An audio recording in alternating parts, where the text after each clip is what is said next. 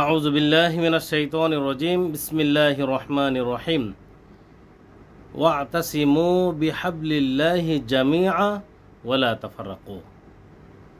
সাদাকাল্লাহুল আযীম। সম্মানিত ভাই ও বোনেরা, আশা করি আপনারা সকলে ভালো আছেন। আমি আলহামদুলিল্লাহ ভালো আছি।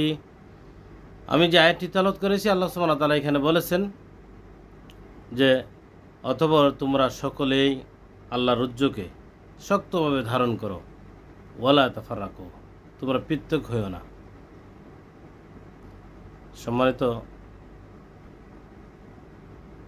ভাই ও বোনেরা, আল্লাহ সুবহানাহু ওয়া তাআলা আমাদেরকে ওয়াওদে প্রথমে তাগিদ করেছেন, সবাইকে ঐক্যবদ্ধ থাকতে বলেছেন,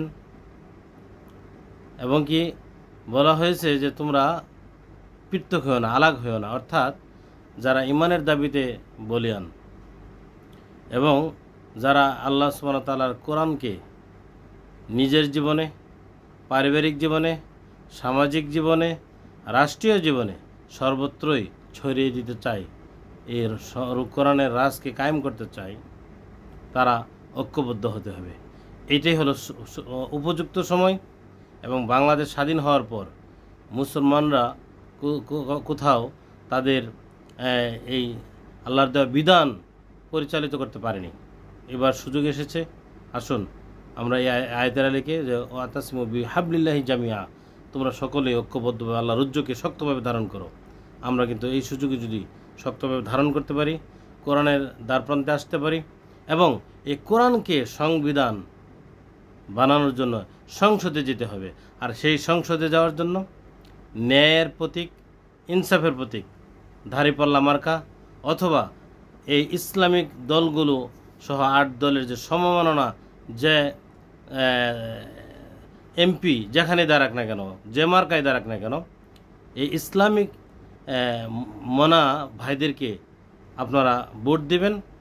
সেটা দাঁড়িপাল্লা হোক, হাত পাকা হোক, অথবা বটগাছ হোক, যে অর্থাৎ এই 8 দলের সাথে হয়তো আগামী দিনে আরও সম্ভাবনাময় কেউ আসতে পারে।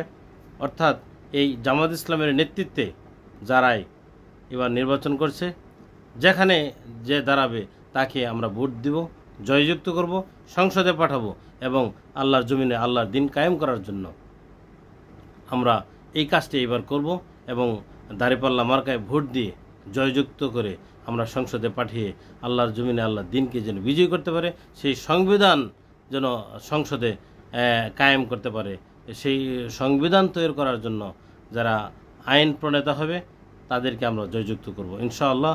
এবং কি যদি এই কাজটা আমরা করতে পারি, ইনশাআল্লাহুল আযীম, যে আমরা অন্ততপক্ষে বাংলাদেশ স্বাধীন হওয়ার পর একটা উন্নয়নের রাষ্ট্র পাব এবং একটা আদর্শবান রাষ্ট্র পাব এবং একটা চরিত্রবান রাষ্ট্র পাব।